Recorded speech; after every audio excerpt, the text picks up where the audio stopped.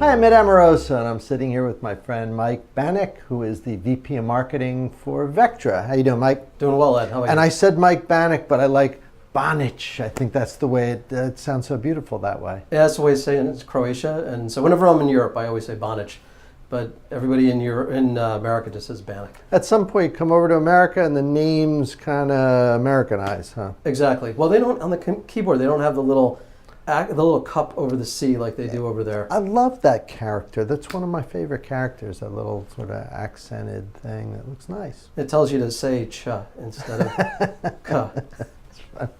So tell me a little bit about yourself. Tell me about your journey to Vectra. So before I was at Vectra, I ran marketing for HP Networking. And one of my experiences there working with customers that use security products, they started taking advantage of SDN, and so I started looking at a lot of how they were using security. Got to know a lot more about things like intrusion detection systems. And one of the things that became really clear is somebody's got to take one for the team for intrusion detection to work, because that's the only way somebody's going to write a signature for it. So it started making me think, well, there's got to be a way to actually find the attack before somebody actually runs it, or stop it while it's in progress. And when I discovered Vectra, that was the perfect fit. No one knew how to quantify us. We were clearly in white space, which presents a great opportunity. But using artificial intelligence in order to find that attack in progress before somebody has to take one for the team, it seemed like a really cool space, and it's grown a lot. Yeah, so that continuum from intrusion detection, kind of passive, to active, IPS must have been tipping point at HP. Exactly. To neither of these are right, maybe we need some intelligent algorithms to help. Is that the right progression? Absolutely, and especially because a lot of people would like to find advanced persistent threats, and people will often ask about, can I deploy an IPS inside my network? Can I put it deeper inside? And it still doesn't solve that problem of how do you find a threat before somebody has suffered the attack? And the whole idea of being able to find lateral spread of an attack and doing that with AI is what really intrigues me. That's what most of Vectra customers do. That's how they use the software. Seems like Vectra was into AI pretty early on, right? I mean, everybody has it in their brochures now. You guys have been doing it for a while. Huh? From day one, absolutely. Yeah. We are an artificial intelligence company. It just happens to be the market we choose to transform is cybersecurity. Yeah. And it seems like cyber has become one of the more prominent applications of AI. People always talk about it. Like when they're talking popularly about AI, it's always something else, but I think most of the real practical work activities, certainly in IT, tend to be in that big data analysis, looking for threats. It's, I guess that's a good thing. It is, and most people think about, when the average Joe on the street hears about AI, he'll think about Tesla self-driving cars, and it's putting somebody out of work. Yeah. With AI and cybersecurity, it's actually augmenting the workforce. The whole goal of it is make the job of the security analyst easier. They're unfortunately dragged into a lot of drudge work, a lot of rote work to take a security event, something they might get from a sandbox that says there was an abnormal binary downloaded, and now they have to triage that. They have to find out, well, what was the file? Where did it go? Was it forwarded on to another device? Was it in fact malicious for the particular operating system that device is running? That's a lot of man hours.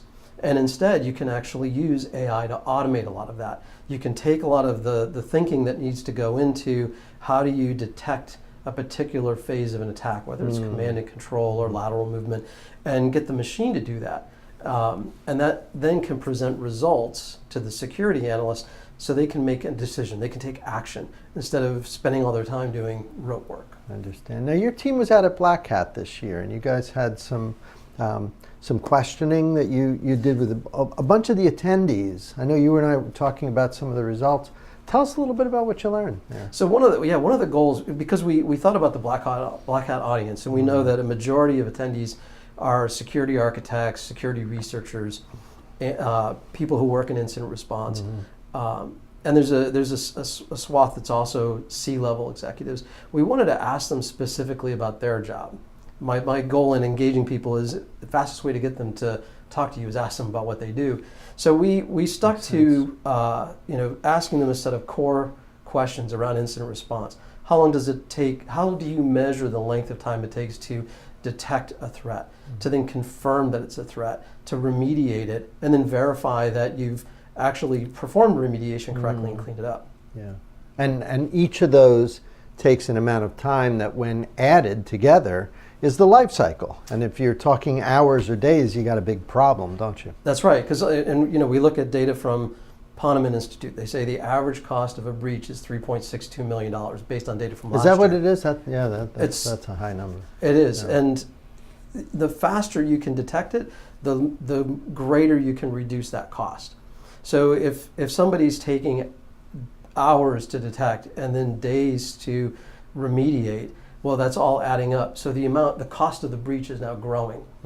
But if somebody's taking minutes to do all of those things, then they're mitigating the cost of that, potentially also preventing any data theft, maybe significantly reducing it. Yeah. One of the things I thought was good about the study was the way you had sort of gone through the data and pulled out teams that were using AI and teams that were not.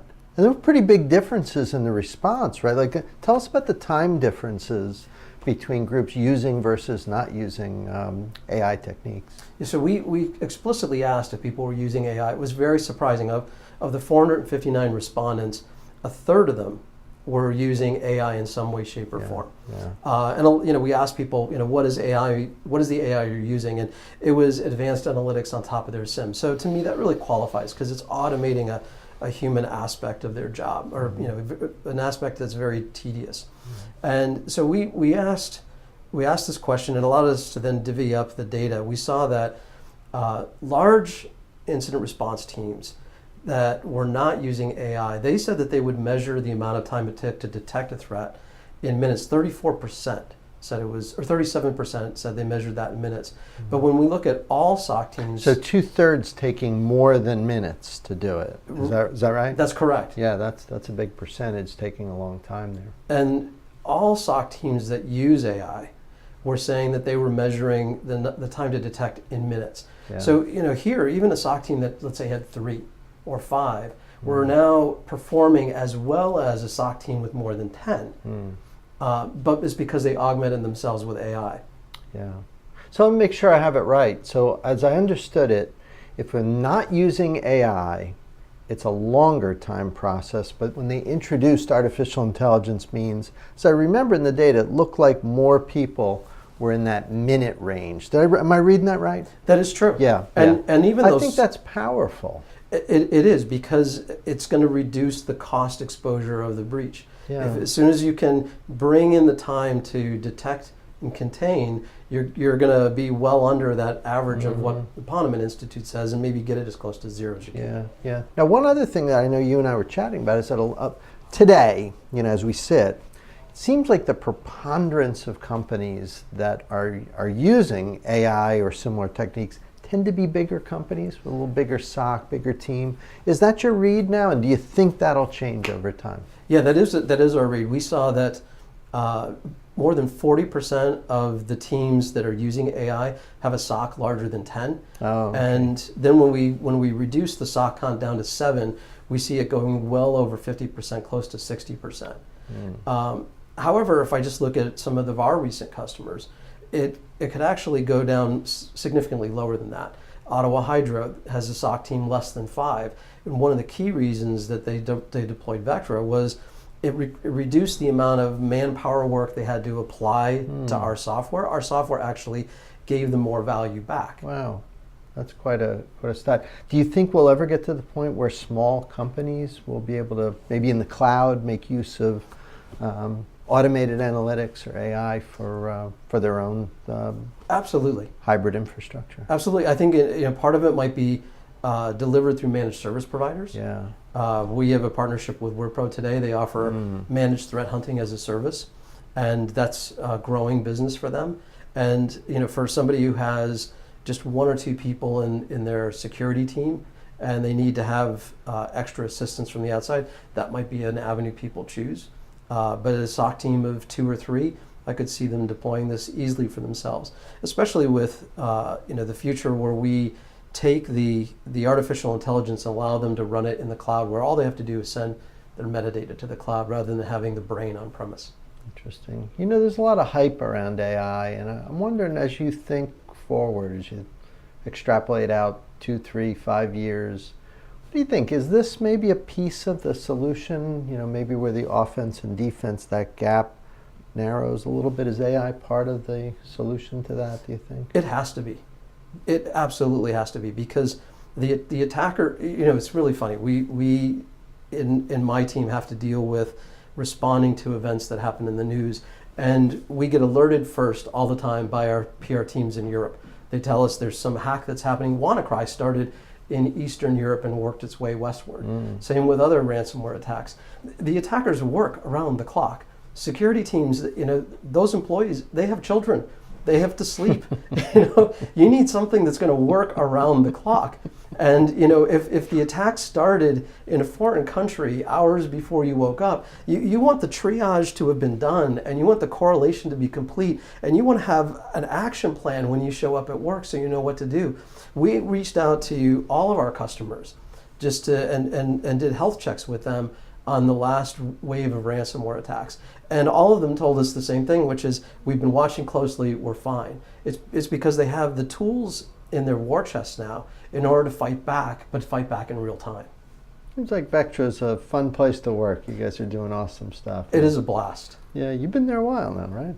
Yeah, over 3.5 years. Good for you, good for you. In our industry, you have to multiply that by 10 to match up with other industries, right? Things happen so fast. Yeah, especially when I talked to my dad, who worked in the same place for 30 years. So, Where did your dad work for 30 years? United Technologies. I'll be darned. Yeah. I'll be darned. Well, that's good. Well, tell him we said hello. I will. And next time you're in New York, you come back and visit with us. I will. I do appreciate you sharing, and wish you nothing but the best. Thanks, Ed. Thanks, man. And we'll see you next time.